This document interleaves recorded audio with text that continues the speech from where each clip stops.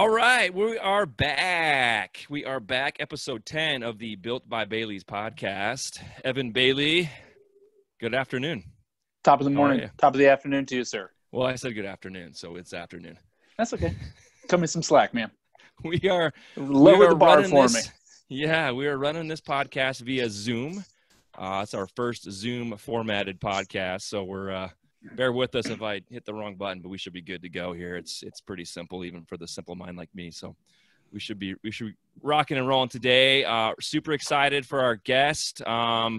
We want to shout out real quick to our two sponsors, 6ix9ine Design, Brian Scott. Appreciate it. You guys can actually see the banner behind me today. This is what Brian Scott did for us for the Built by Bailey's logo. Pumped out a cool banner for me, and I will try and finish this wall sooner than later, so it doesn't look like it's just so you stop taking shit from me. Yeah. More than anything, so Evan shuts up. Yeah. Trust me, I'm a good contractor. Just don't hire me. I'll never finish anything. I don't finish any project I start. Shout out to Tom Hardy with Confluence SBC, co-working space in Lafayette, Colorado. Still killing the game, especially during these COVID times. He's even got spaces and programs available for the online learning. He's got a whole setup there. So go to his website, confluencesbc.com, see what they've got going on. Certainly can have options for you on the schooling side and even a break for the parents who are now working from home. So check that out. I want to thank those guys a lot. And then, we appreciate you guys and all your support for the sponsorship that you're doing for us. Like I said, we are super excited to have our next guest on the podcast. His name is Jon Dawson. Hooked up with Jon on Instagram a while back and been watching this guy absolutely blow up and crush it. He is a contractor out in Texas, and he's also a real estate investor, and he's got a lot of stuff that's going on, cool stuff to share. We will also plug, Jon, we'll plug your IG here at the end too, but you guys got to go follow him because the stuff that he's even got on there is super cool. So we'll get into it with Jon and find out what he's up to and kind of a little background on him. And it should be fun. Be good. So Jon, Go ahead and tell us who you are, where you are, what you're about, what you're doing. Well, contractor, like you said, and I'm in Texas, Central Texas, Waco, Texas, and everybody thinks, Chip and Joe, HGTV and all that stuff. But yeah, man, just building homes, remodeling homes. We do investments. We were doing long-term rentals, but now we're doing short-term VRBO, Airbnb type rentals. And yeah, we had a solid structure when we first started our company about 3.5 years ago. And now we've kind of changed it a little bit. We're still maneuvering, trying to find what exactly it is that we do best. But yeah, man, I hate saying it, but jack of all trades. I'm crawling under houses one day and I'm framing up a cut and stack the next day. So a little bit of everything. I do a little bit of everything, and then social media and all that other stuff. So yeah. How long you been doing this, man? Yeah. What's your background on everything like that? My dad, he owned flooring stores. So he did he sold carpet, laminate, all that different stuff, hardwood. So my first job as a summer job was laying hardwood flooring when I was like 15 or something like that. So I was in these new builds and I hated flooring because no one likes laying flooring. You're on your knees, your back hurts, there's no easy way to do flooring. So I hated it, but I loved watching these buildings be built. And then my dad did some real estate investing. Like he bought, I'm originally from California. He bought places in the Valley, super cheap, maybe 15 to 20 units. And we would go in there and do bare minimum remodels, and then we would rent them out. So I never thought I was introduced to it then because I never realized what we were doing. But that's kind of originally how I got into just the whole home fixing, renovating, building, and I guess subconsciously he instilled that in me. I didn't even know it was happening until after college. So when did it go from working as a contractor to doing when did the switch happen? You know what I mean? Because there's a shit ton of people out there laying flooring, doing all of that, but there's still a lot of people who say, well, I want to do more. I want to get off my knees, or I want to get out from underneath the house. When did you have a switch all of a sudden? It was probably like college, because college, I bought my first house in college because I went to college in Kansas. So coming Oh, from wait, California. Well, back up. Wait, back up. Where in What Kansas? school? No, not Jayhawks. Oh, Not okay. Jayhawks. Yeah, no. It was a Kansas State. It was a private school, private university, Ottawa University. It was right down the street from the Jayhawks. But no, oh, right on. sorry, we just want to make sure. We just want to make sure you're not. Sorry to disappoint. Kansas State. Sorry to disappoint. Yeah. Because if it was Kansas State, it'd be like, and we're done. Thank you for your time. Please enjoy this next time. No, private school, nowhere involved with that. But I mean, you're buying houses. I mean, the first house I bought was I think it was like $30,000, like $31,000. Wow. And I mean, like the down payment was like $6,000. I'm like, well, I don't know if I can say this, but I took my FAFSA return check and basically put it into the property. Okay. And so I was living with a rent of like $280 a month, and I was paying like $900 a month for an apartment. So I was like, I can live in a crappy house for this. Fixed it up, and then we sold it when we moved for like $185,000. And that's the first time it like clicked, because I'd worked construction after high school before I went back to college. Hated it. But when I did that side of it, where I was like, oh, so like I can make the money on the back end and like potentially doing the work.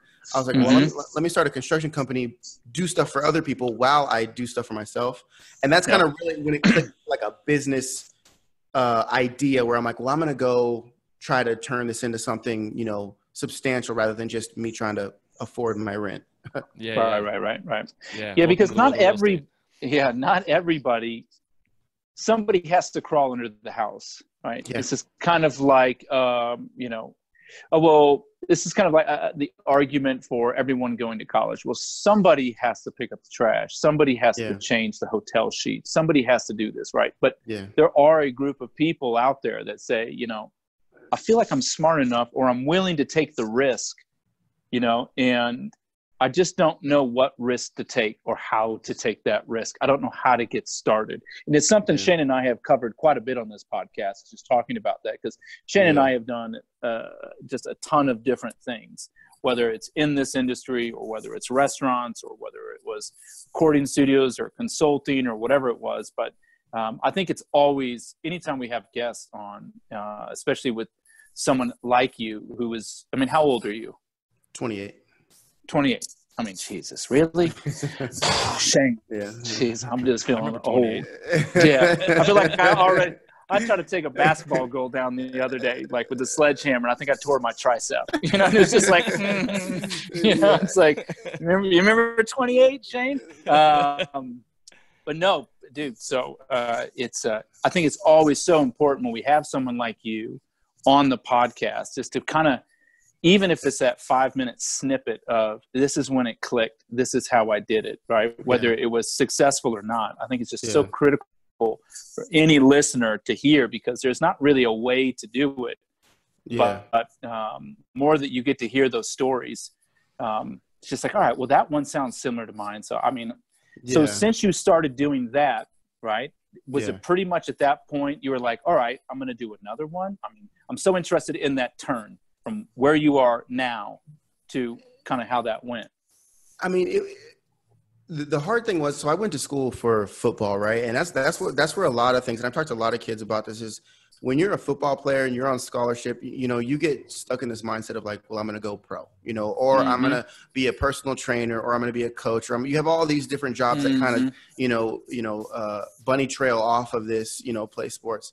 So for me, like, when I waited around for 6 months to, finally have my agent call me with, a team, I was sitting there like having already flipped, the house in Kansas. I was sitting there back in California waiting. And I was like, why am I waiting when I know I can do this?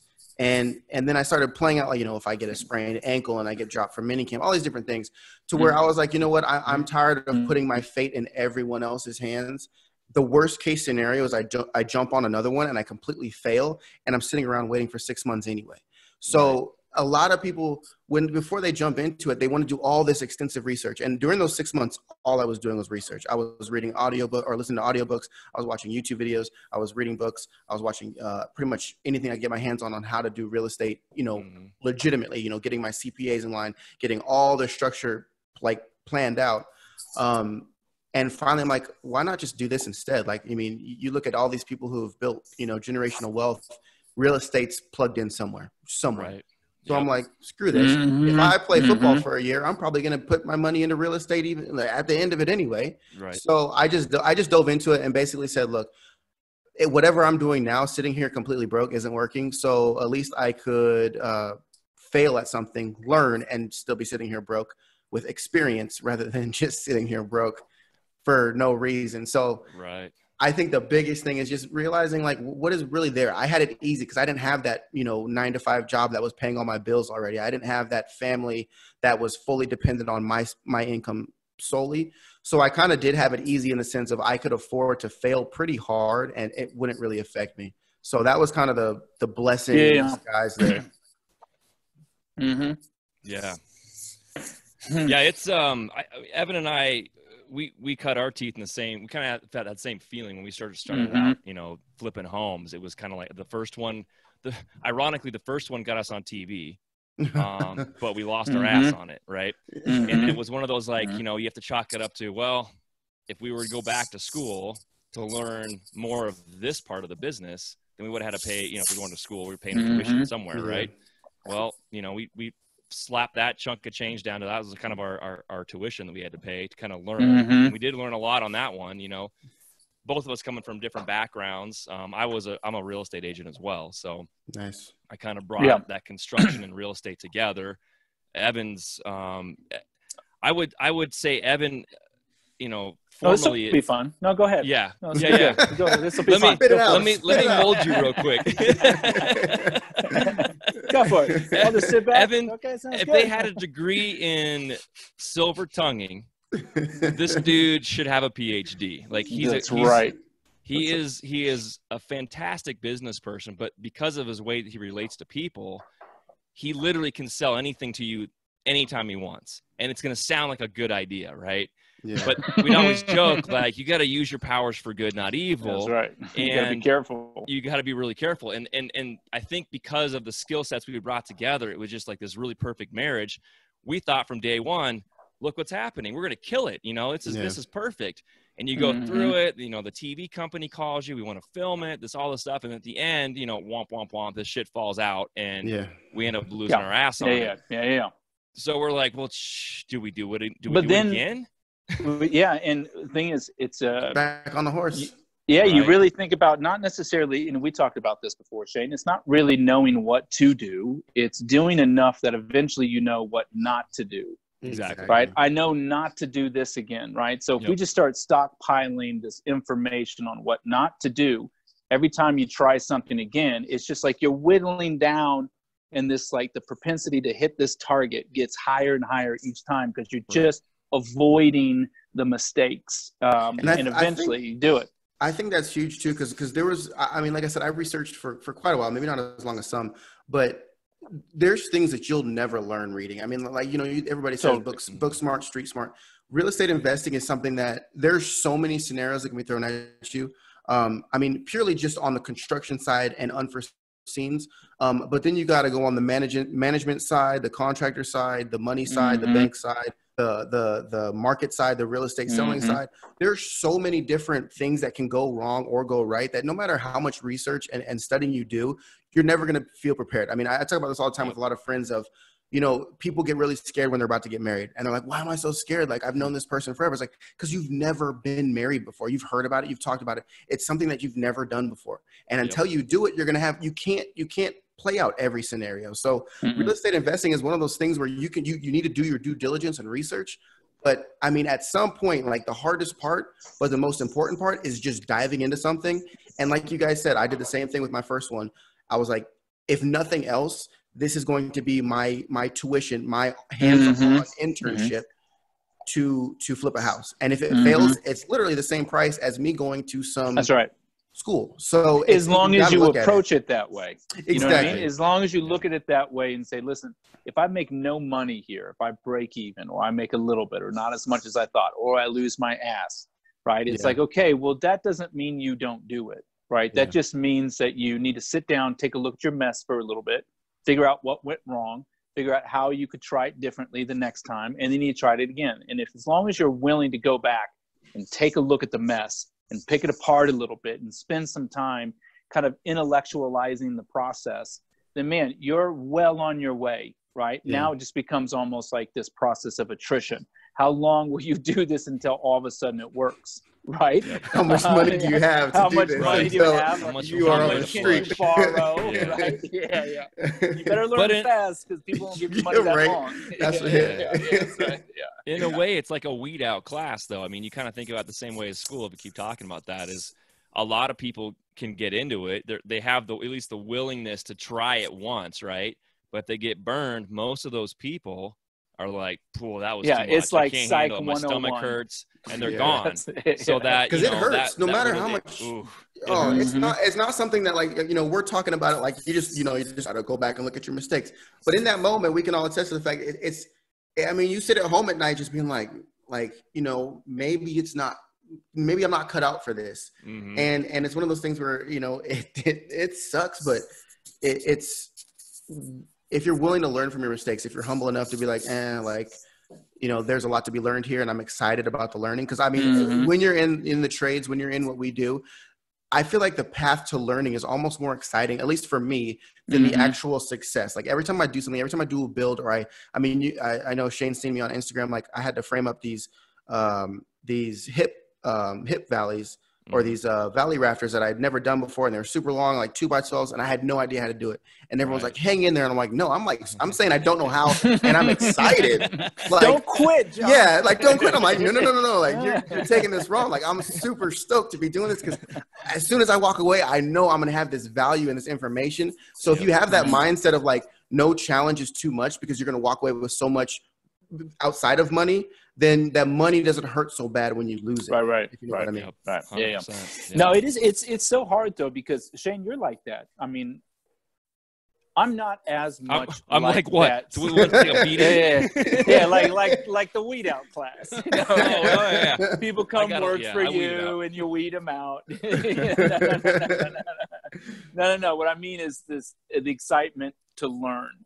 Going through the process. I mean, even back when we first started, it was kind of like, hey, let's let this guy do X, Y, Z. And you're like, no, man, don't let me fucking do it. I want to do it. I'm like, yeah, but I want it to look good. And you're like, oh, dude, I'm going to take that as a challenge, And I'm more excited about, so John, I'm more of the, I sit up at night until 3 a.m. and I'm trying to think about how shipping container construction could change the way mortgages work. So that way we could put low-income people into property through a process that doesn't require down payment. Like I spend all my hours thinking about these kind of things, and so I'm the guy that calls Shane up usually the next day and say, all right, listen to it. I know this sounds crazy. I'm going to get Bank X to agree to this. We're going to get the right people involved. And what we're going to do is then we're going to deed the land over. So then we're going to do a property improvement, which puts them in a refi position.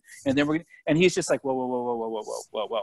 It's like, that sounds like a good idea. No, man, I've already talked to the bank. We got a conference call like in an hour. Dude, time out, so I'm more excited. I'm more excited about the, well, Shane will attest to this. I show up on the job site with flip-flops. I mean, he's just like, and I'm like, no, man, you guys are doing stuff. All right, this looks awesome, right? I'm going to try to go make some other stuff happen.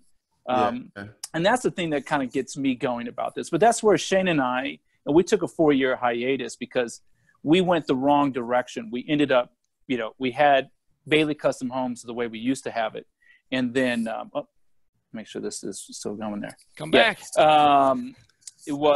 We had it going, and then we thought that we wanted to diversify our business portfolio, right? So we buy a coffee shop, and then we go in on a restaurant, and then those things became such time sucks that we kind of had to say, listen, I'll do the bulk of the restaurant and the coffee shop stuff. You go, and it's just like, dude, we didn't manage our time very well, and I think the opportunity to do something was more intoxicating than the actual, how does this fit into the larger picture of our overall business platform?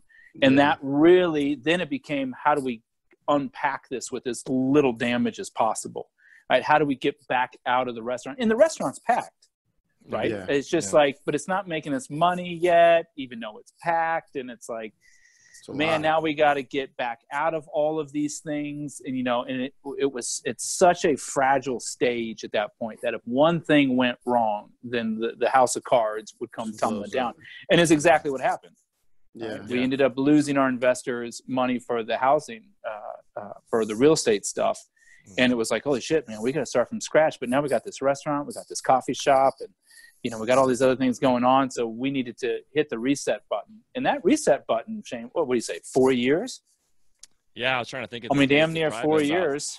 Almost 4 about years. 4 or 5 years. Yeah, it was a good kick in the junk for sure. I mean, we talk about, learning from your mistakes and learning along the way, but that's one of those, one of the reasons I started doing like the social media stuff is to kind of like slow down some of the younger bucks from making some of those mistakes, right? It was just like, wait, you need to cut your teeth and you need to have, sort of this, fraternity, influx of punishment.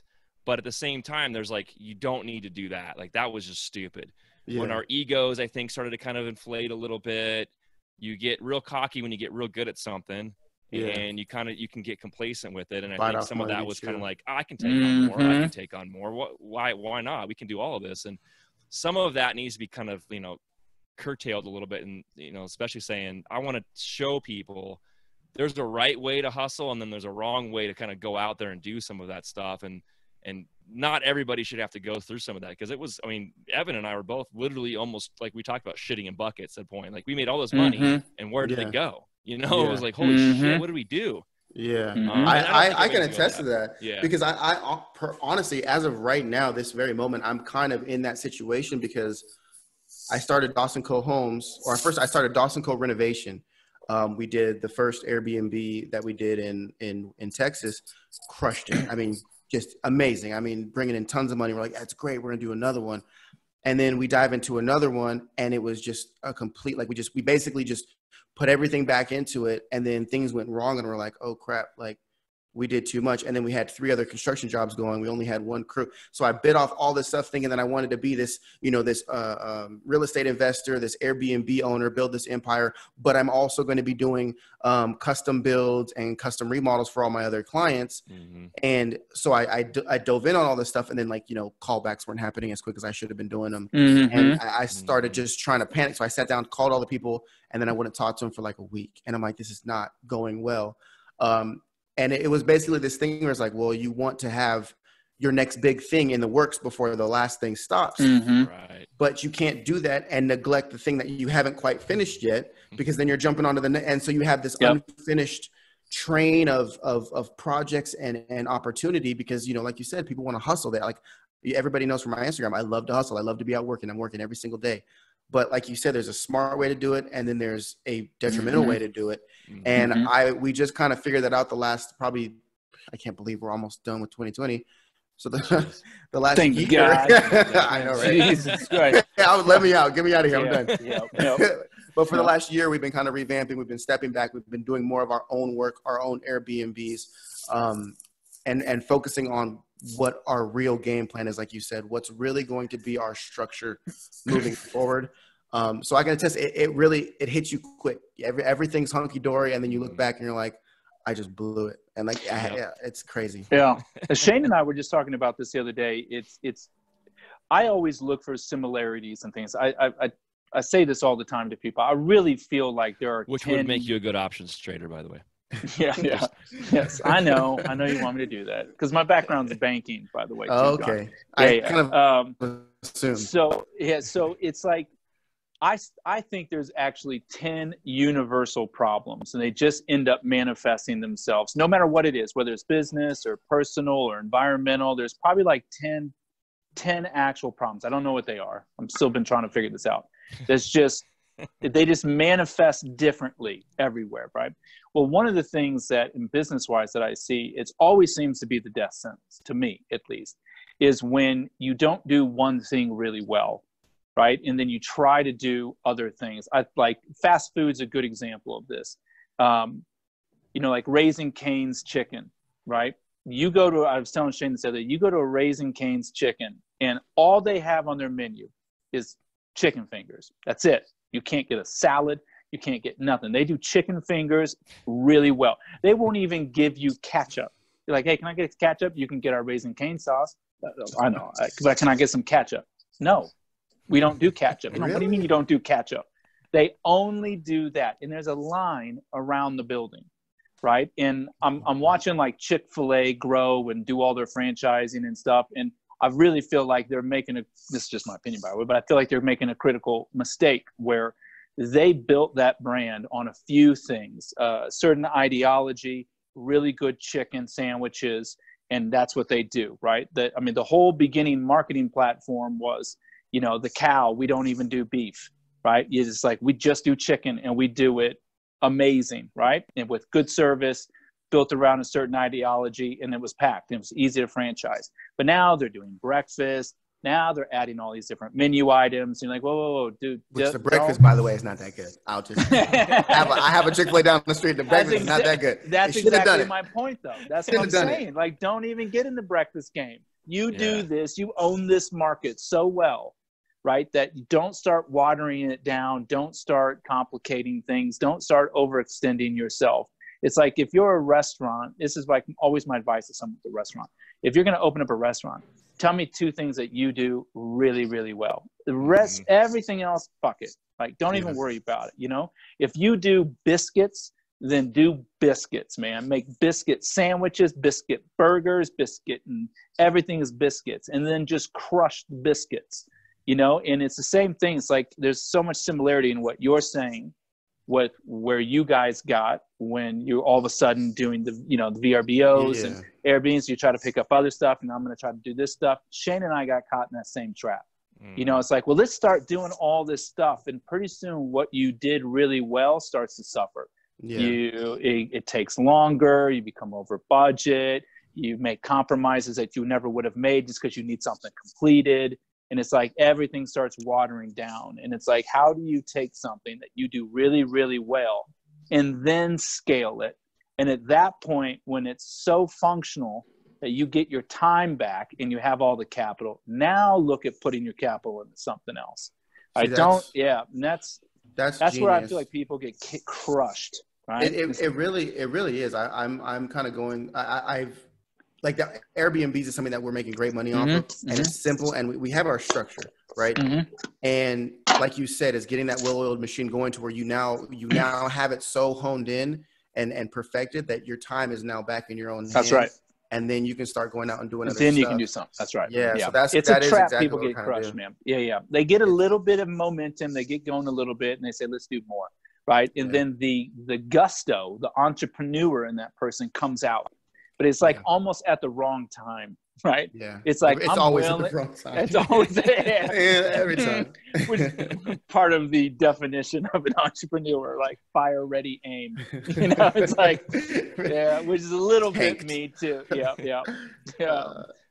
But I just think it's critical advice for somebody. It's like, just your time is so valuable, and if you don't have enough time, but you have the desire to do more, then what you got to do is take what you're doing now and figure out how to make it extremely efficient, right? Or make it streamlined, or make it so it's easier to manage. So that way the capital is coming in, but you're getting this time reserve built back up so you can start evaluating new things. But just having all the energy and the gusto to go for it. It's like, dude, that's what makes you an entrepreneur, but just pump it for a minute.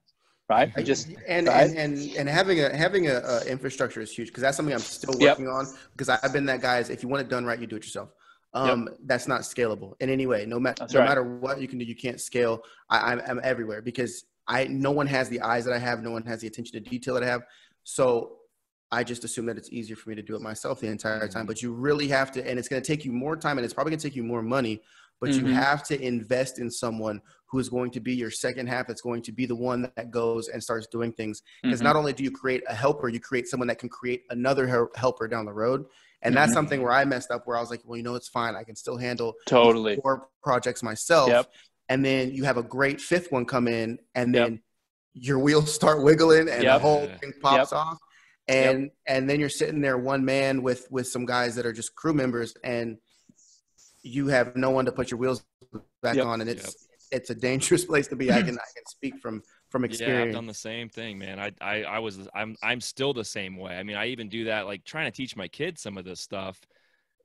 My wife's always like, well, how are they going to learn if you don't let them do it? You know, I've been doing that for years. It's just, I just have this I know I have trust issues with people. I mean, I've been burned in the past. All of us have, but it's one of those like, but yeah, I'll let you do it, but then I have to come back and redo it. Exactly. Instead of just giving that person the opportunity, like just let them do it. I mean, maybe they'll actually be able to do it really well, and you might be surprised. And I finally got that way with one of my guys, Josh, who's just about as detail-oriented a person I've ever worked with in my life. This is Josh that came and worked on my house. Josh Edwards, yeah. Edwards. Shout out to Josh because yeah. he's off on his own now, and he's trying. He's working his way towards getting his own GC license and starting his own company. And I've been kind of helping him through that process with bringing him in on other projects to kind of like get him that extra experience. But when Josh first started out, he was brought in by another guy that was working for me, and I won't mention names, but he's like, just tell Josh you got tons of work for him and you'll start him at $18 an hour. And I'm like,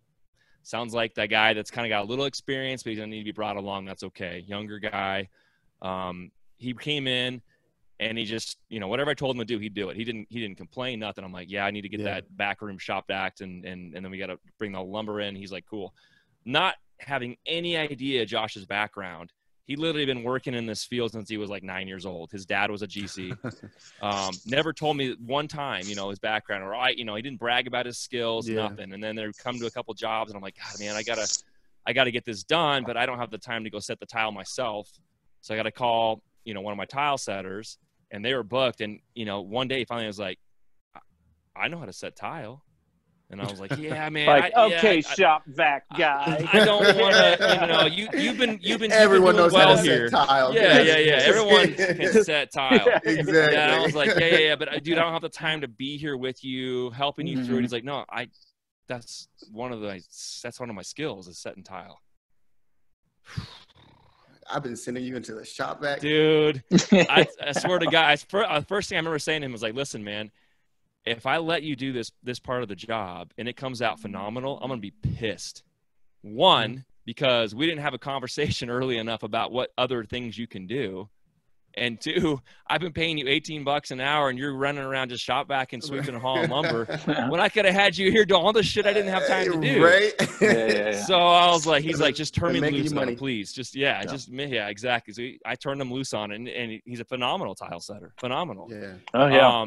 He's not the fastest guy in the world, but I like the speed that he works at. There's some guys that work super fast, but you're just like, man, but there's a few things we got to tidy up here. I don't like it. There's some guys that work super slow, but he's right there. And it turns out Josh can frame. Josh, he's a journeyman electrician. I'm like, what the how did we not mention this? Yeah. So I was able to trust somebody. And I got him to the point where I literally it flipped on me, and I was in the office all the time, on the phone all the time. He's out in the field. He turns into my construction supervisor. But my mistake with Josh was, instead of letting him continue to grow and move up that rank, he's out there trying to do all the work and manage other guys. And he got overwhelmed. And I realized there's where his weakness was. He's not that guy that can multitask in that fast. And if he's working on one piece of a project, he needs his full attention on that, right? He can't be managing other people. He gets overwhelmed too easily. So listening, learning, paying attention to the guys that you bring in, but you have to have that trust. And you're right. You can't scale anything if you're the guy saying, yeah, I'll do it. I'll do it. You know what Josh is like? And I know John doesn't know Josh. Josh to me is like the movie version of a serial killer. like oh geez, that doesn't make him sound like a good dude. What? No, he's like, how like when they're about to like chop up a body, they like spend a good hour with the classical music on, setting up all the tarps. You know what I mean? And he's getting out, he's sharpening all the tools. Yeah, Dexter. Whistling. Yeah, very Dexter. Like so I remember he was working on. I'm kind of like in a live-in flip right now. One I couldn't do, but we bought with the family and fixing up, about ready to get out of here. And I had Josh come in and do my bathroom. And it was just kind of, I like walk in and he's got like, I need 45 minutes to set it up in here, Evan. And I'm like, set what up? He's got like his thermos and the mug, and he's got like jazz playing. He's got all the lights in the right. I'm like, dude, when you get inside, he's like, I got to get my area set. Yep, I'm just like, right. that's what I mean. Like, you're like a movie star serial killer, dude. Just you're a That's good though. That's the serial attention to killer. detail. No, The man really wants to get it done. Man, 100%. Yeah, we've joked about him. Actually, it's kind of crazy. We've talked about him twice on a podcast. Yeah. Maybe we should have him on so we just don't talk about him. But I literally had to go to him and just be like, Josh, I'm fine with that finish. I know, but it's just like it's really bugging me. I'm like, no, listen, man. I'm fine with that finish, right? I bought this house for so cheap. Nobody cares about that bull nose in that closet, right? Nobody cares. It's good, man. You know, my money is in this getting finished, not necessarily that bull nose. I need to get you the F out of here. I tease him, man. He did great work, dude. He did awesome. Yeah, he's a good you know, dude, I man. think it's, John, you said something that kind of made me think of something where it's like, and I've had this conversation with other people before where they'll say, you know, I'm willing to, you know, don't do a job that you wouldn't be willing to do yourself, you know, that kind of thing. And that, you know, I just feel like at times people can't do it as good as I can. So I kind of take over, right? I kind of do it. Mm-hmm. And when you think about scaling it up or doing more business or taking on more work, that there's this recognition that, I got to let go of it and let other people do it, right? But, you know, I'm 100% the same way. I mean, I'll grab a rake out of someone's hand. Like, listen, man, just like, let me just at least show you, right? How to turn the rake upside down if you're going to push the dirt, like, you know? But I will say this though, there is. Sounds like you really got a problem with the way people rake. Yeah. Maybe I'm the serial killer. It's like, bro, you're paying me $8 an hour. Can I just rake the dirt? No, come on. You can still do it right. This is how you do it. But I had somebody tell me once, a supervisor of mine at this bank, and I said, listen, Evan, you're right, but that's what makes you be this person in this position, right? So you do it better than everybody else, but that's why you have the entire state of Colorado to manage, you know. That's why you do that, right? If Elon Musk sat down and said, well, I just have to do it because no one does it as good as me. Well, yeah, no shit, you're Elon Musk, right? So at a certain point, there's this recognition that, yes, you have to allow people to not do it as well as you, because otherwise you're never going to have, you know, a fleet of Teslas out there. You were that person at some point. I mean, we all were that person at some point. My first job, they were pissed at me because I couldn't cut straight. And I mean, we've all that's the thing that's totally. It's frustrating because, you know, especially when you start your own company and you're new, every hour that you're paying them 10, 12, 18 bucks an hour to you as a business owner, I know as myself, that's a ton of money. You know, that's money that I could be doing it myself and paying for groceries, you know, all this stuff, because every penny counts. So in the moment you're like, well, I could do it myself and pay myself the $18 and that's my money in my pocket. In the moment, that's technically true, but you just lost yourself that one full month of training someone and building them up to give you your time, because your time is way more worth way more than that $18 an hour. So I guess what really bit me in the ass, to be honest, in the beginning, was that I'm starting a new company. The family needs every dime that we can get to pay for our bills. So I was like, well, I'll just do it and I'll hire somebody when I need them down the road. And then I got all those jobs lined up and I needed to have that person, like you said, that didn't do it as good as me to be doing better by that time, but I hadn't even started training. That's right. Yeah, that's right. So you really gotta, I wish I knew it before. Yeah. And what's crazy is where does that threshold end? Because there are certain things, raking, that yes, I'm probably better at raking, right? But at a certain point, all you, bro. Yeah, but I've earned to not rake. But there are things that I can't say that about now, because the bar just keeps getting raised, right? So, you know, at one point I wasn't the best raker, right? But now, like, give me the rake, I can do it better than everybody. But you got to let go of that, because there's something else you're not the best at yet. And eventually you get to a point where it just keeps scaling up and up and up. And everything below you is stuff you got to let go of. Of course, you're going to be better than everybody because you've already done it all, right? But there's this thing right here that someone's better at you at, and you're going to need advice, and you're going to be that person for that guy, you know, or that girl, right? And it's just this kind of recognition that it's not necessarily don't do work you wouldn't do yourself. It's more like don't do work that you wouldn't at least consider doing yourself. You know what I mean? At a certain point, you got to kind of let that stuff go. And realize where you're at in your like professional acumen or your business acumen. Is like, where am I at right now? What do I actually do? When do I need to grab the rake, and when do I need to give the rake to the other person and show them how to rake?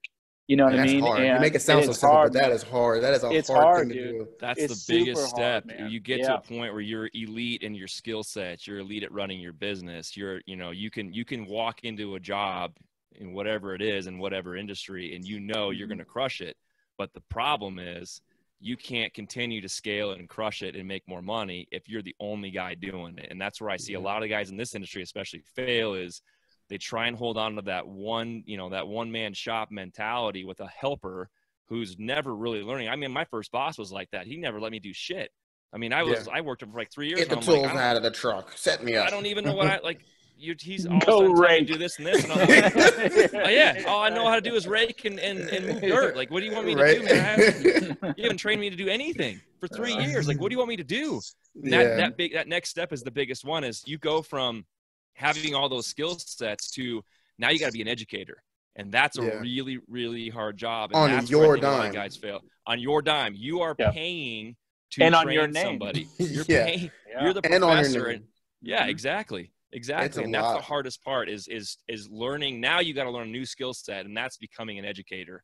And I think that's where that kind of failure happens in a lot of industries, is that people aren't good at explaining, how they do it because they're so good at it to another person in order to be able to take on the skills that you have learned how to do and pass them on to somebody else. I mean, you look at like examples of that would be like, like Magic Johnson trying to be a coach, phenomenal basketball player, and he sucked as a coach. Like he couldn't tell you how he played because he didn't know. That's just what he did.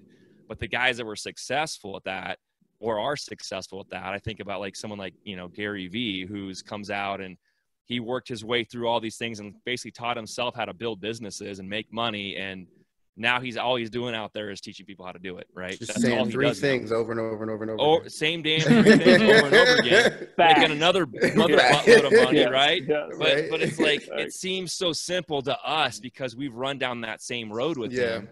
But to most people, I'm thinking like the 18 to 22-year-olds really is the most, even a little bit younger. That repetition. It's that realizing, like, I mean, when you focus on the key points of anything, regardless of what you're doing, if you just ingrain, and that's when all my guys from the beginning, I'm like, look, I don't care if you don't know a single thing.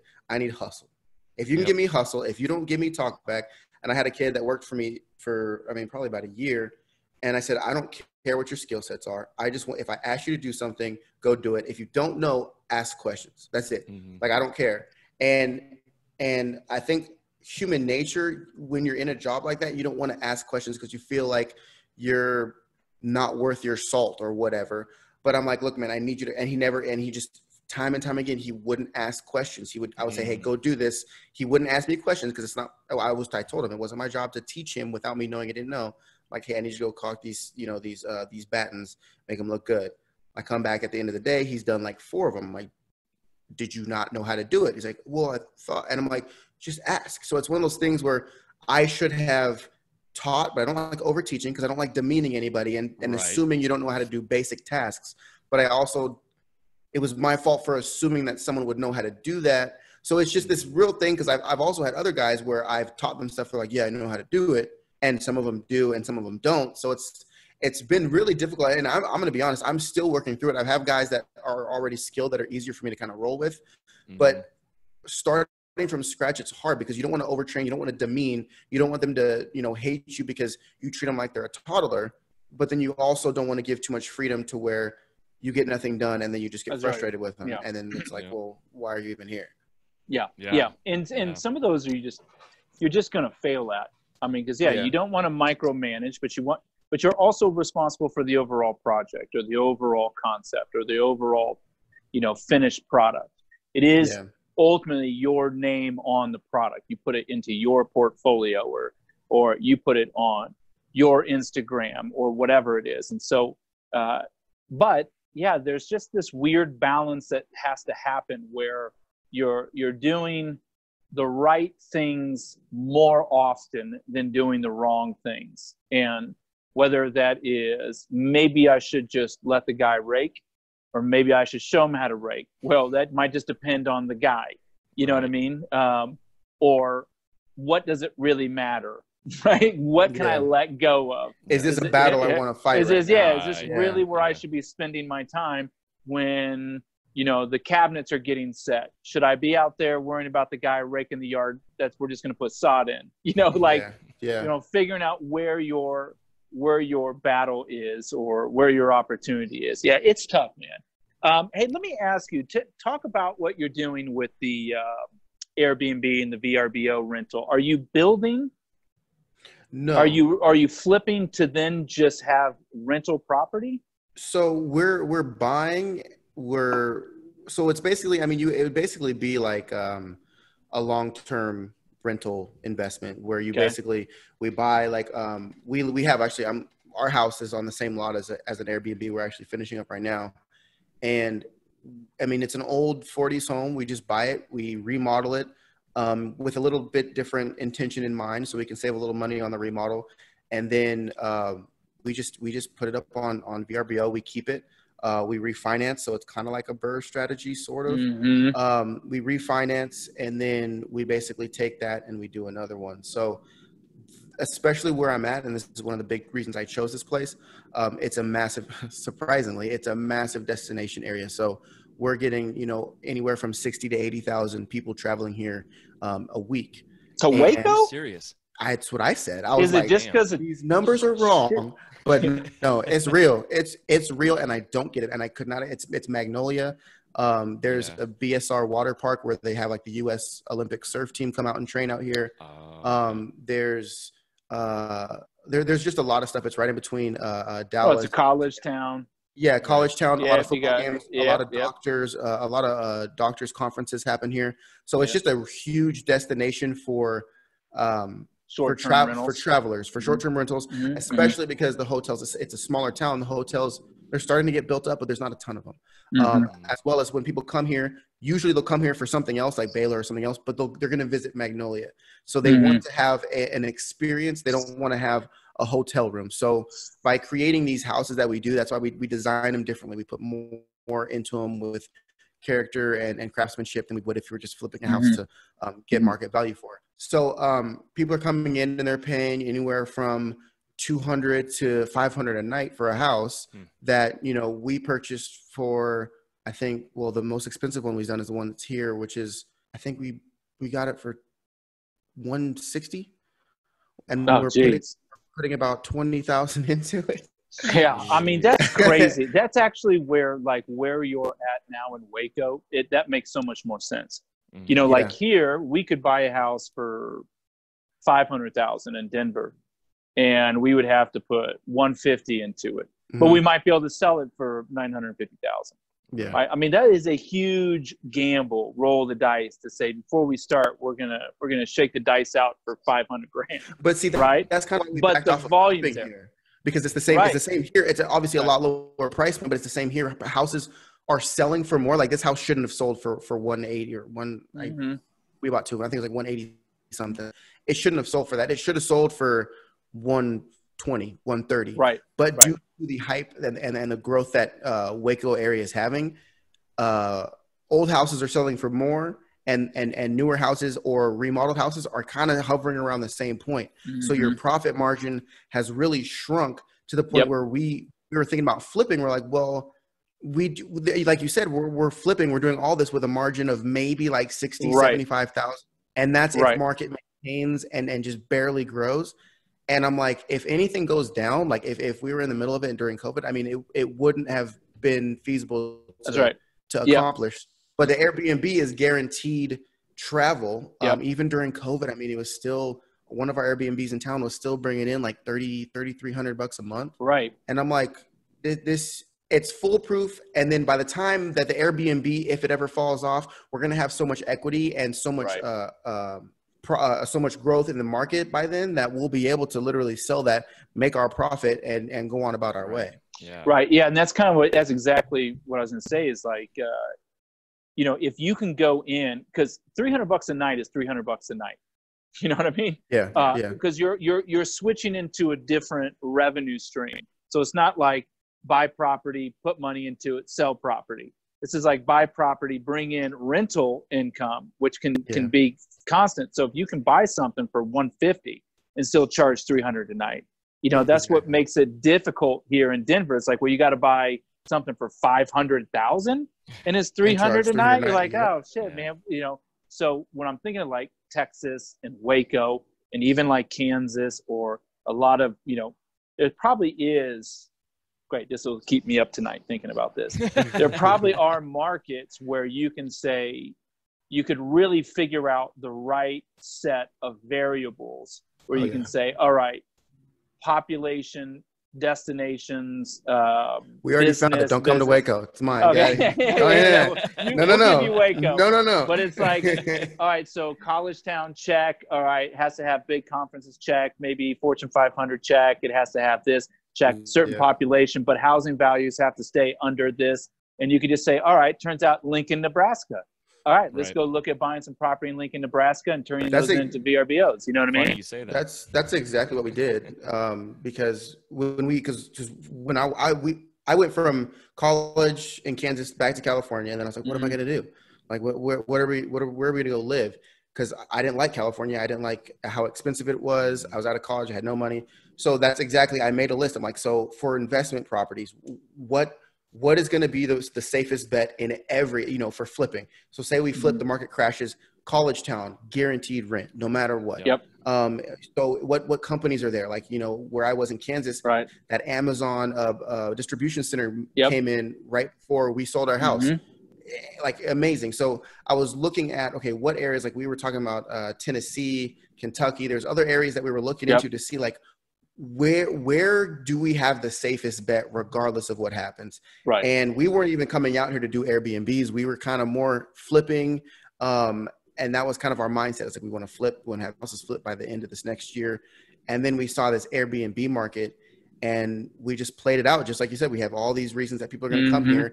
Say Magnolia closes down because it's fairly new. You never know what could happen. We still have university. We still have companies.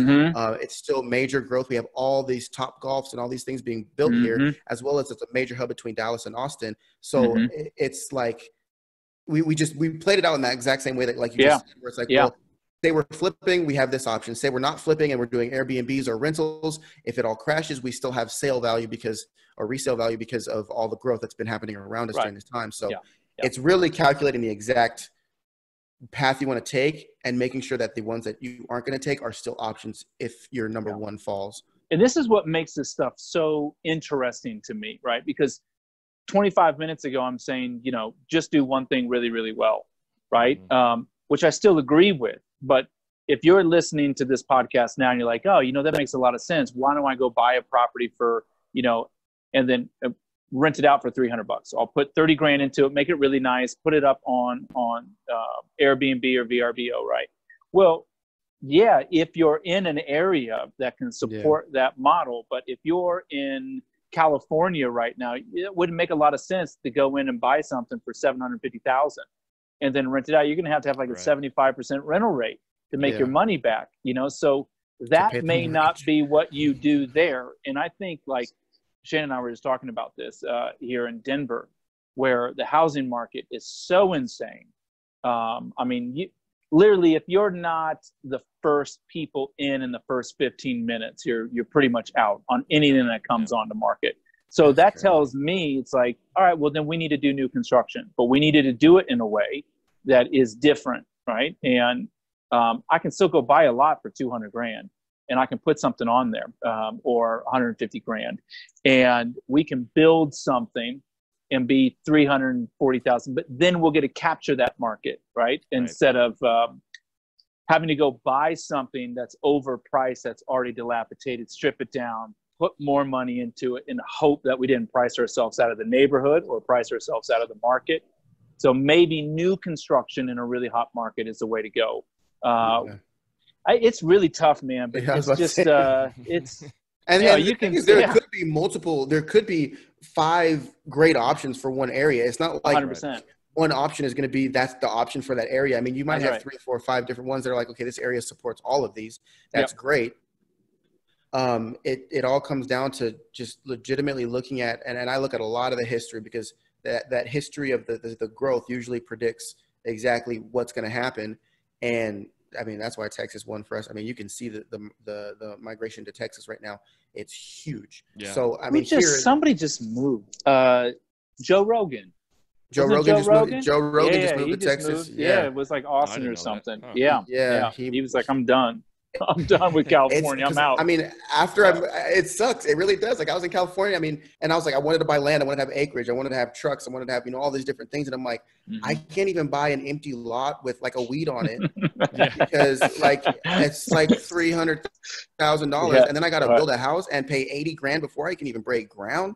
So it just made no sense, because I'm like, I literally every dollar I could get would literally only buy me the. So that's why, I mean, at some point you got to understand, and a lot of people don't realize this who live in expensive areas, you can go outside your area and do this. You don't have to necessarily do it in your backyard. If you want to move, or if you want to, get an infrastructure somewhere else. I know a lot of guys from California that I'm in contact with that I've helped buy property, and they now have Airbnbs here in Waco. So it's one of those things where don't just, take yourself out of the running because you don't live there. Right. Yeah. Right. Yep. No, that's so spot on too, man. I had a guy I was working with, same job, colleague. We both make 6 figures, and I can't remember how it happened. I think I saw that he posted something like, "Hey, just bought a new house," and he was in Mississippi. And I'm like, "What does your wife do?" And he's like, "She's a nurse." No, she's not. Because it was like a 7,000 square foot house with like a pool. And I'm like, "You bought that on this pay?" And he's like, "Yeah, man, you should try Mississippi, not Colorado." I'm like, "Oh my God, man. Insane, dude." I'm trying to get my parents to move now. They live in, I don't know if you know, San Luis Obispo in California. Oh, yeah. And they have 4.5 acres right outside city limits. I mean, that thing is worth a ton of money. And they're just trying to keep it going. I mean, it's expensive to run. And I'm like, you guys could literally sell that, buy a mansion with a pool, a spa, a suite, a 2nd story, a helicopter, and still have like $1.2 million left over. And, right. I'm like, but there's that tie to California, which I totally understand. But there's just, when you move places, like when I moved here and I saw what you could get for $400,000, I came from California. I was like, you can get what? Like, it's nuts. I could like that on 400,000. So that's when I was like, I don't care what the weather's like. I'll be inside. The mayor. You could be the mayor. You're like, what? Seriously. I'll take it. Sign me up. It's insane. We'll put you in Waco Entrepreneur of the Year. Like, what? Right? I don't know about that one. It's like the people coming out here, man. It's all the people from California that are coming out here just in surgeons. And I think the biggest wake-up call for us is going to be when that starts to really slow down. People that have lots of money coming out of Texas and lots of money coming out of California that literally are just dropping cash on houses out here. And to us, that's really expensive. To them, they just sold their $1.3 million home and they're upgrading to a $700,000 or $800,000 house here, and they can pay cash for it. Right. So when that starts to slow down, I think is when we're going to see our little bit of, I call it the bubble. And I've been deemed a conspiracy theorist in many, many realms, but I'm telling you what's going to happen is not going to be pretty. And that's why I'm trying to make sure that, the people that we talk to and the people we work with are understanding of the fact that things are going to change, and might as well get yours while it's there, right? What's yours is yours. Yeah. But be ready for a big, swift change at some point, and it's going to happen. Yeah, it's coming up quick. And I think at that point there'll be another opportunity, right? No, that's the thing. Yeah. That's what's nice about real estate. If you're able to hold on to your asset, right? If you have something going on, it's even if you're making money on it now, but to have it, I mean, look, there are people. Go back to the house that I got, Shane, that we ended up flipping. right, so I bought my house in City Park, which is like downtown Denver. Got in at the right time, bought it for like 240 grand, and then the market crashes, 2008, and then it's like I got to get out of this house. We had the restaurants going. I was running thin. It's like, let's just sell my house to our company, and then we'll just flip it and we'll get rid of it, right? And which is what we ended up doing. And I think what did we buy it for? Like 310, Shane? And then just under 3. Yeah. And then we sold it for like 4 or something. If I would have just been able to hold on to it, that house is like 900 grand now. Jeez. Mm-hmm. You know what I mean? It's like, so if you can, because you're right, at some point it will come down. At some point the stock market will come down. At some point real estate values will drop, but ultimately they'll continue to climb. Corrections are going to happen. Yeah. Exactly. And so if you can hold on to them, the same. It's good. Hold on to it. In the long run, you're always going to make money, but you just Mm-hmm. got to know when to exit and what your exit plan is going to be and what you're going to roll it into. And John's right. You can, people get stuck in this mindset of, well, I live here, so I got to look here. No, you don't. You can look in a neighborhood 45 minutes away, an hour away, or you can look in another state. Why not Lincoln, Nebraska? Why not Waco? Because I mean, if you think about the like when people are used to they're looking for actual property in their area, which is 3 times more expensive than somewhere else. Mm-hmm. If you have the capital to do that, the crazy thing, when I was looking to flip in California, I was looking at I had found a $400,000 house. I was going to put I think 160 into it, but it was only going to sell for I think like mid 7s on a good day. So I was like, it's a tiny margin for a huge amount of money. And then I look in Texas and I'm like, wait, I can buy a house for 80 grand. I can put 40 into it, and I can sell it for like 330. Wait a minute, I can do with like half the capital and make the same, if not more profit. Right. Yeah. I'm out. You can cut your exposure in half. Exactly. And I'm like, I would love to do it in California once I have the money to. There's a lot of business ideas that I have for real estate in California. But again, like at this stage in time, I don't have the capital to literally be playing with, close to $1 million on each project with a margin, a profit margin that's, 100,000. And I'm like, can't do it. It's tough, man. It is tough. Well, what's the next on your agenda? What do you got going? What do you have cooking right now? You got projects going? Yeah, we have one Airbnb, well, 2 Airbnbs, because the house that I'm living in now is going to be an Airbnb. We're just living and working on this one while we're working on this one. Then we're building a barn, and we're actually going to turn this into a Airbnb, but it's also going to be a wedding venue because we have about 4 acres here. So it's going to be kind of just a business lot. We're just going to do business here a lot of different ways. And then I've actually gotten into some social media stuff that I'm starting to explore. A lot of brands are reaching out to do sponsorships, so I'm going to start creating more content while I flip houses. So I'm going to start doing more Airbnbs. I guess I wouldn't say flip. We're going to do more Airbnbs. I think our next Airbnb is going to be a new build. We're going to buy land. We're actually going to build from the ground up with Airbnb in mind. So just build like a resort. And then I'm actually diversifying that by getting a lot of sponsors from social media and getting them integrated into the Airbnb. For example, we have for Airbnb, this isn't really specific for anything else. For Airbnb, we had Cafe Appliances donate all their appliances into this house, and they're going to feature it in a catalog.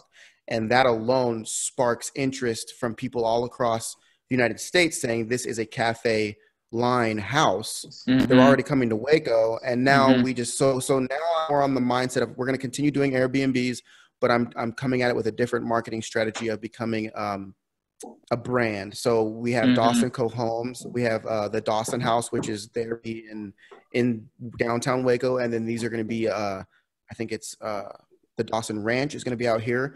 So I'm really trying to build this brand of quality of a level of service. And kind of go off this Airbnb short-term rental. We want to be like the Airbnb version of, or like the Dawson Co version of like the Hilton, but in Airbnbs. Sure. Gotcha. Which is kind of my scaling. So I really want to create a what would you call it? A service company of rentals, of short-term rentals. Yeah. So that's what we're sitting down now, and this is fairly new. We've been going over this for the last probably 4 or 5 months. So we're still in the works. We're getting plans together because we don't want this to be just Texas. I don't like putting too many eggs in one basket. We're probably going to do 3 or 4 here, max, And then we're going to start branching out to other areas, whether it be Austin, Houston, Dallas, Tennessee, all these different areas, because we want to diversify and not have all of our Airbnbs in one microclimate. Yeah, absolutely, man. I love that. No. You're branding your name, which is the most Exactly important part. Yeah, I exactly. want people to have a Dawson Homes tour. We're gonna go stay in every Dawson home across the country. But implement add some weird stuff to it. Add some, one and only. You can only see it here, and it's crazy with the way social media works. Real estate really should be tagging along with the way social media works, because you're creating this. People don't want business anymore; they want experiences. Everybody wants something they can take a picture by.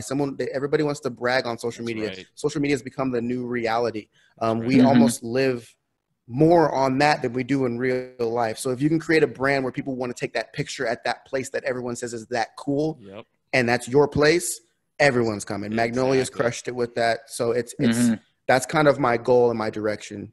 Yeah, you're 100% right, man. I mean, obviously it's been working for you the last few years. I mean, I remember when I first found you, I don't think you had more than like 2,000 followers on probably IG. Not. That was probably like 1,500. Within like a year, I'm like, this guy is crushing it. What is he doing? I'm like, I need to get up and like figure out what's going on and how these guys are doing this. Like, John's crushing it.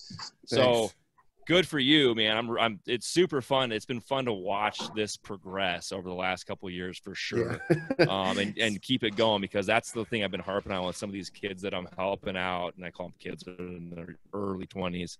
Actually, some of them are still in high school.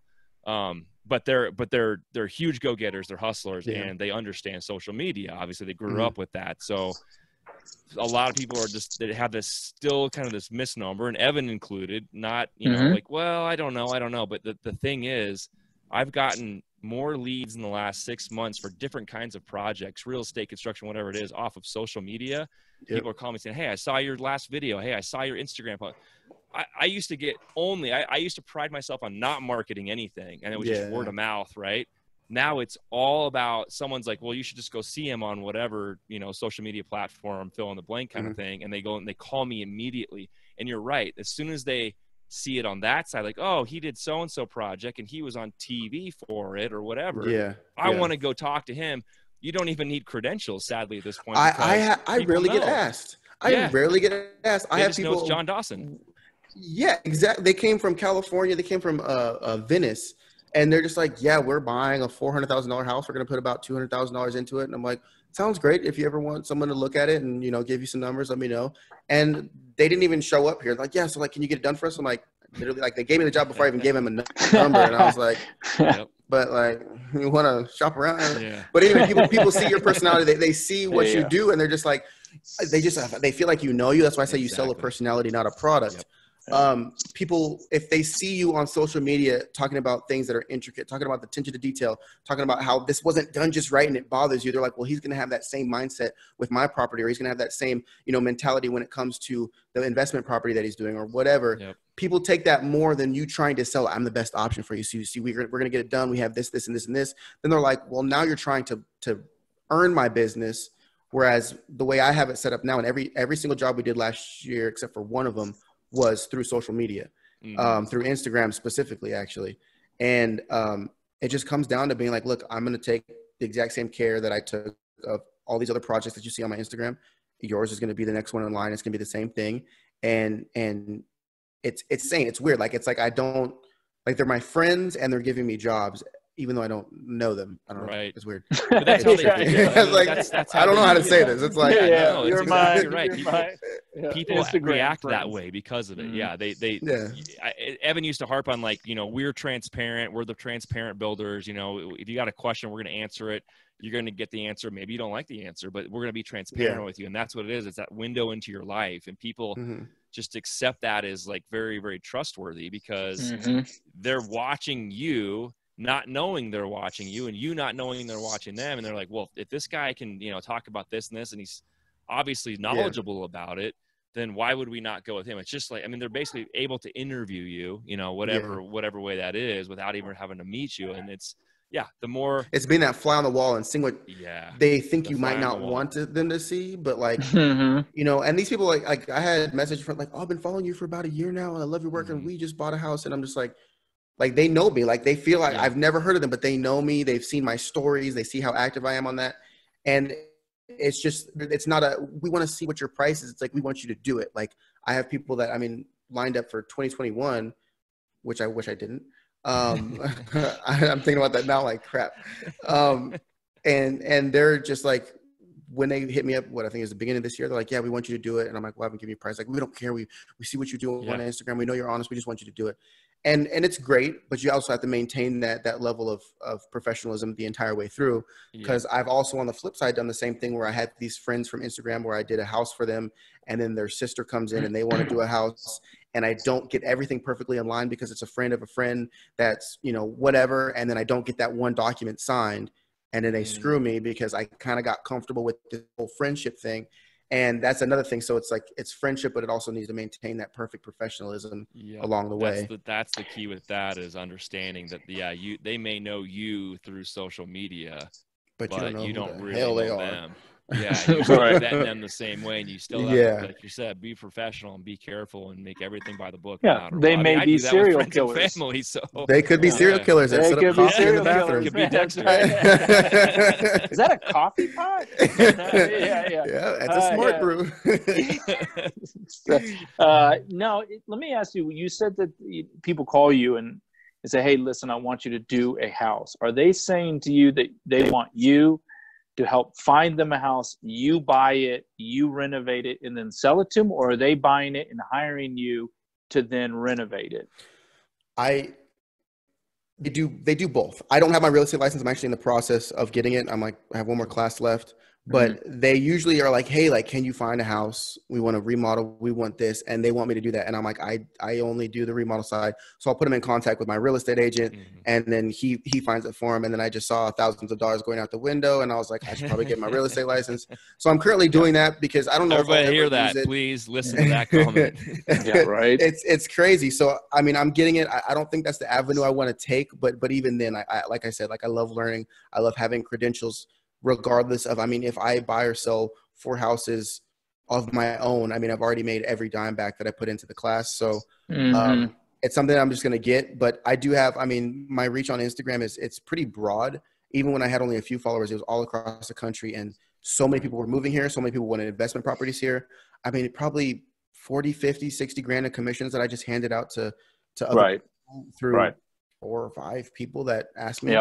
So, but you're not buying the houses, renovating it, and then saying, "Here's the money." They're coming in, they're buying it. They're buying they want to pay your and then I'm going in, giving them the number. What is it going to cost to get it livable? What is it going to cost to do this? Pulling everything together, subcontractors, basically just the contractor via Instagram. Gotcha. Yeah, we're trying to figure out exactly what, Shane and I have 1,000 different ideas of.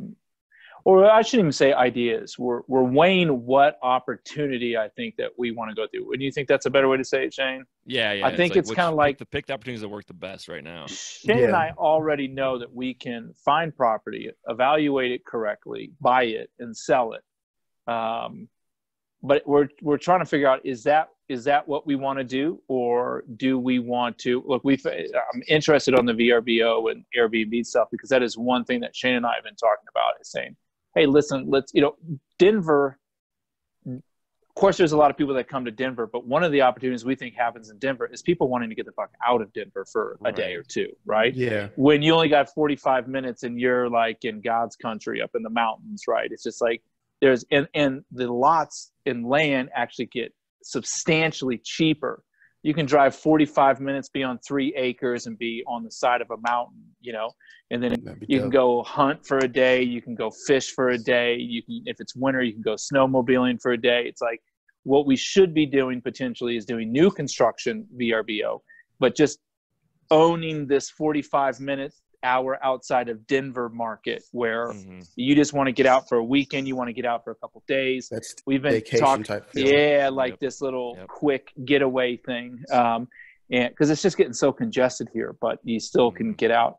But we're also looking at, my goal, something I just said this to you the other day, Shane, I think, or my dream my like retirement, my old man dream, right? Is besides sitting on the front porch drinking whiskey, listening to records and whittling wood or something, right? And being like left the fuck alone. It's like, yeah. Right. Well, where's Dad? He's you know where he's Leave at. him alone. Just leave him alone. He'll be back in a couple hours. I would love to have that multi-use property, and you kind of talked about that, like. Yeah.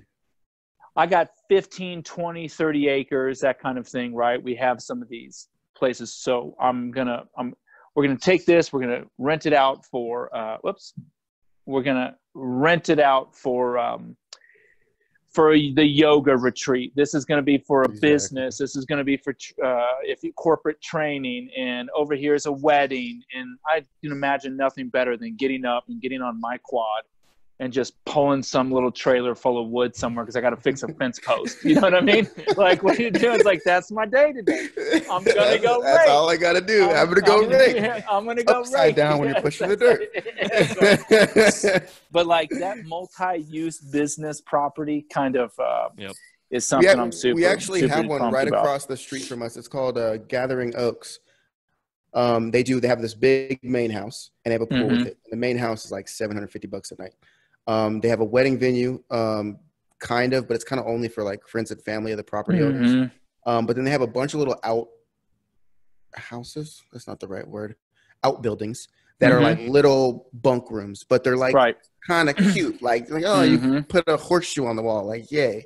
So people like, they like it. You know, like I don't fully understand. Exactly. Oh, there's a Texas star, guys. God's country. It's like, not really. You're like 5 minutes out of town. So like, hold your horses here. But it blows up. I mean, like we have people overflowing staying because we have my office that got turned into an Airbnb somehow. It's a studio apartment, and we have people overflowing from them coming to stay here, and they're booked all the time. And I'm talking about like if they have all those things booked, they're making like 10 grand a night. They have like 13 of them or something. That's crazy. And there's like a little loop around they can ride. The kids can go out and play in the big front yard. The driveway's like half a mile off the highway. So it's like this oasis where families can go. They have retreats there, like you said. They have business like team building skills or whatever. But they basically capitalize on these annual retreats where it's like, well, now they just already have this guaranteed income for 3 months out of the year. So now they only have to fill up the other few months of the year with customers. And it's I mean, the 3 months probably already pay their bills 100%. So everything else past that is profit. And it's a genius plan because even when COVID hit, people were coming out here. That's why our property is perfect because no matter what's going on, people, like you said, want to escape that little drive out of town to where it feels like you're on all this land. And even if it's kids that grow up in the city and their parents want them to go out and run around and see some cows and horses and donkeys and all that stuff, which we have out here. If you can find that spot up in the hills, it's insane how many people are actually looking for that. How many city slickers who you would never think would want to go out there would love to do that. And they pay. They pay. Well, and I think they pay. And I think one thing about 2020 is this kind of, you see this overdependency on what was vacation, on what is the expectation for family travel, what is expectation on how businesses ran. I mean, I can't think about the number of times I was put on a plane just to go have a meeting and then fly back. And then it's like when you're forced to do Zoom, you're like, what the fuck are we spending so much money for? Why was I here? I don't get it. Like the flight was $300, the hotel room, and then I put it on the company card. And it's like for an hour meeting, like we could just do this. Like, I don't know. And I think a lot of that's changed, but I think the vacation, the idea of getting away, the idea of like, I don't really need to go to Hawaii, although Hawaii's dope and all, but I kind of just need to like disconnect for like 3 days, right? And you go up there and just have everything quiet down for a minute and then hit a reset button. And I think a lot of people are starting to look at VRBOs and looking at, what's around me. Do I really need to get on a plane, right? Whether it's because of COVID concerns or money. Do I really need to spend $15,000 going and travel? I mean, you might want to go to Italy and go see the world, but for the most part, I think most people just need to get the fuck away for a minute. Mm. And most people don't realize how dude, much is around what they live. Oh, like, people don't even know. 100%. Like you have gorgeous things that are literally minutes away. You Yeah, never you can just seen get in them your 'cause you don't car have time and you to can go see it. Yeah, you Yeah. don't have to go rent a place. You can just get in your car and go up there for a day, Yeah. right? And just park your car and get out. But yeah, I think there are going to be a lot of new opportunities. Same thing with like the restaurant business. I just had a buddy of mine, Roger Shane, and he was like, he's in Lawrence, Kansas, college town, whatever. Yeah, And when we went to Dallas for one of these big corporate meeting things, we went to, I can't think of what they're called, but it's like the restaurant conglomerate where basically the food trucks are inside of a building, but they're all the little, and then they share the commissary area. It's like a restaurant compound. Yeah. Like there, and then they're all little windows. So you get all these different things. And he's like, but we don't need the infrastructure. You need a giant barn dominium, right? That you then put the food, like literally pull the food trucks in the covered barn dominium. And then it's just in the middle is a sea of picnic benches or picnic tables. And then I do the beer, right? So I do the bar in the back. You can come in, you can get all your food. But on the outside, it's like the Breckenridge Brewery thing here, Shane, where outside it's fire pits and Adirondack chairs, a stage for some live music now and then. And people are just out there throwing bags, drinking beer. And he's like, bundle up, drink beer, eat food. He's like, that. He's like, because right now, everywhere you go out and eat, you have to eat outside for the most part. So that's exactly. He's like, so that's what he wants to do. They have the Magnolia at the Silos. I've lived here for how long? I've been there twice. But they have like, That's how you know you're a local. Oh man, I hate going down there. I hate it. But they have this big open area with like a field, like turf with, they're playing cornhole. They got soccer balls. They have all the picnic tables, and then basically lining the fence on the outside of the whole thing. There's just food trucks. They have like sweet tea stands, and you can go get all your food, and then you go. All the kids play on the grass. They have a stage there. So basically, what you're talking about. But they close at 6:00, which I'm like, why would you do that? Wow. But anyway, they have that structure and there. Get a taco and a beer. That's what I'm saying. Then I would be like, I've been there more times than that, but because they close early. But I mean, they have all the lights, the string lights. People love it. It's that outside atmosphere on beautiful nights. You can go out there and hang out. I mean, you should just open one up that starts at right 6. next to and it's called Mangolia. And it's nothing but like this. Like, so when they close down, you're like, let's leave Magnolia and go to Mangolia. That is genius. That is genius. And it's open till 2. Because we've been looking at stuff like that because Texas is the Bible Belt. There's a lot of I mean, you try to go do something. All these people come here and everything closes at around like 6, 7. You have restaurants maybe open till 10. Right. And then nothing. But you have all these, you have 60,000 visitors a week coming here with nothing to do after basically 6:00. So I don't have the money to, but we've looked at buildings. I'm like, gosh, we just need to open up a courtyard that serves drinks, that serves, snacks like tacos. You can have a special guest playing music. You can have like the bag chairs, all these other things where all these Magnolia goers, all these people that have come here for BSR who've been training out in the water park all day have a place to go at 9, 10, 11, 12, 1. Because, I mean, and it's a college town. And like there's little bars down by the university, by Baylor, but there's no place where people can like just gather and hang out while maintaining distance. Everything is sardine cans. And I think that it sometimes just takes a real hard, kick in the teeth to all of a sudden for something to finally change. And, like the idea of going to a restaurant and getting on a wait and sitting at a table, you're like, well, what am I doing there? What I'm doing there is I'm not cooking, number one. Right. I'm not cleaning up the stuff I cook, number 2. And I'm probably going to eat food that's better than what I'm eating. Do I really need to be in the booth? Or do I just want the food and I want to be with friends? And I think that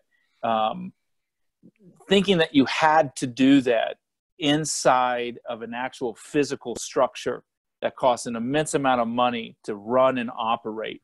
And it's like, okay, well, And with restaurants, Shane and I can speak to this directly because we had one for 5 years. It's like the operational cost of a restaurant is just, I mean, you are so ripe for error in there. It takes one thing, it's like you're packed and you're like, why the fuck are we not making money in here? You're like, money tonight. It's like, dude, well, it's the food cost on the spices. You're like, food cost on spices? What the fuck are you talking about right now? It's like, you just get one thing wrong, it's just the way that your line is set up, and you got your sous chef, and he's like, dude, but that's what I think is, I think there's a good opportunity for stuff like that, where you say, well, listen, let the food truck people do what they do, right? Give them a place to be. But I just think there's so many opportunities like that. And 100%. sometimes you need a 2020 to kind of reset opportunity, Structure of everything. Whether that is travel, whether that is how you eat or how you interact, or, think about what happened for Zoom this year. Oh, God. I had never heard of it before 2020. Never heard of it. I was like, right? And it's literally changed how business is going to be moving forward. Yeah. What a realization to be like, it's like, this is stupid. We don't need to send Evan out to, Atlanta to go talk to a client. Like, that was a waste of money. We could actually pay Evan more money, right? So he doesn't leave the company, right? And then just tell Evan you can do it in your fat pants at home. Yeah, it's crazy. It makes perfect sense because we've done it to a certain extent prior. Skype was a thing for a long time. And people were doing meetings, but no one really integrated it that heavily. No, and I feel the same thing with restaurants, where it's like you have this like overhead that kills restaurants. When it's like, honestly, since COVID's hit, I've been stoked that people aren't sitting right next to the booth that I'm sitting. I enjoy that distance. I'm like, I'm so happy you didn't sit someone or sit me next to the loud people that I'm like, I have like a half a chair of separation from. So people enjoy, like, they're starting to realize, like, gosh, this distancing thing is actually nice. Like, like, where do I get more of this? Like, I've been going out to eat more because I have that. I'm like, no, totally. I know, talk but you just, all the time now. Yeah, you just need those things. I was talking to my dad about this, and my dad retired as like the executive vice president, Blue Cross Blue Shield in Kansas. And he was talking about it, where he has the corner office, and here he is in a suit and tie every single day. And he's looking out onto his floor or whatever, seeing all of his team, and they're all in suit and ties and stuff. And he's just like, are we seeing fucking people today? Like, why are we all wearing suit and ties? What are we doing? Do we bring our insured people in here? Why am I in this fucking tie all day long, right? And it wasn't until really like the Googles and a lot of the .com companies started coming, and they started putting ping pong tables in. They're like, be comfortable. And you saw this like shift when the market or when that bubble happened, where all of a sudden companies are like, why are we asking people to dress professional, right? If they're only professional because they're wearing a suit and tie, well, then we shouldn't hire them, right? It's like, as soon as I take this tie off, here comes the sexual harassment, let's not hire that guy then, you know what I mean? But I think though that, there are going to be some really good things out of all the crap that happened with the 2020. And I'm just looking at what we're doing right now. And then looking at the opportunity in real estate and how people travel and how people eat and how people interact. And I think for a lot of people, and I know a lot of people that listen to this podcast are listening for just to hear advice, or whether it's actual good advice or not, hearing us talk about to be determined. You know what I mean? Yeah, we'll see. We'll see how this plays out in 5 years. But look, it fucking sucks right now. But in a weird way, it's like, man, if you're really someone who's willing to look at the opportunity and pay attention to what's going on, I would have loved to invest in Zoom in February. Man. You know what I mean? Damn it, Gary G, how did you not see this coming? I know, totally. 100%, man. It's just like, well, I was busy raking. Yeah, you're busy raking. Stop raking. You're busy teaching somebody to rake. Yeah, not letting it go. 2020 is good. I've dug deep in a lot of different things, but I've been in politics, and regardless of where you stand, it's been a huge awakening for everyone to just kind of step back and like look at humans as humans again, because we really were like, it was like a jolt when 2020 hit and all this stuff happened. I was like, it like kind of like everybody just stood back and like looked at just the structure of our nation. Like, why are we, like you said, like, why are we sending people across the country and to different countries for meetings when we can literally do it right here and save so many? I mean, you think about the planes and the money being spent for the companies, the amount of money you could pay people staying home, the time with family, like all these things that as Americans we've kind of neglected. You know, family has not been a priority for many people because, you know, work is number one. And you doing all this traveling when it's like you could have been at home with your family this entire time. Now, a lot of us are like, get me out of here. I want to travel. I want to get away. But it really is that awakening where people like step back and like, we could put our time and energy into so many other places. We can create businesses that have less overhead and put more people in like the food truck idea, put more people in power of their own businesses. But we give them the common ground to do that. It's gonna be really cool. The next 5 years, the next 10 years, I'm really excited to see how social media, how the internet and businesses and brick and mortar really grow, because real estate is now coming back as people are starting to want to have these real estate investments and properties. It's not all in that Facebook world where everyone is like, I need to make an app. People still are doing that, but people really want to have that tangible location again. Yep. And it's really going to grow here in the next 5 to 10 years. I agree, man. I agree. 100%. 100%. Well, can we do this again? Man, you've been great. Yeah, I'm down. We'll have Jon back on for sure, man. I like I said, I've really enjoyed watching you grow and explode, especially on the social media side. You're right. That's why I'm jumping into it as hard as I am as well. It's just Evan and I just know we see so many opportunities coming from all the stuff we just talked about. And I'm really excited to see where this goes. So we'll definitely have you back on, check in with you. I appreciate you guys having me. Yeah, man. This is great. Keep doing what you're doing. It's fun to watch. Why don't you just go ahead and plug yourself real quick? Yeah, give yourself the plug. Of you, give your IG, all that stuff. Yeah, you guys can find me on Instagram at Jon_Dawson. And I mean, that's pretty much where you're going to find all my content. I mean, if you go there and follow me there, you'll see all the tangents of everywhere I go. I do a lot of different stuff. So I would say go to my Instagram, Jon_Dawson, and that's where you can find pretty much everything. Cool. Yeah, we'll put that up on the video too. But yeah, you guys go follow him right away, because you want to learn how things are done, and not just the construction world, but real estate investments. Jon's a smart dude. He's a hustler. It's been fun. It's been fun watching, man. We'll have you back on soon. Yeah. Okay. I appreciate That's good, man. Yeah, man. Thank you. And you guys can follow me at Evan_the_raker. You should change it to that. That'd be how to learn tonight. He's got his own YouTube channel, How to Rake Dirt. How to rake. Nothing but pictures of me raking dirt. All right, man. This has been good, brother. We'll do this again, and we'll stay in touch, man. Hopefully outside of this environment, our paths cross. Awesome. Yeah. Thanks, Jon. All right, man. Appreciate it. All right, man. We'll talk soon. All right, guys. Yeah, we'll talk to you guys soon. Later. Have a good one. All right, you too. later. Bye.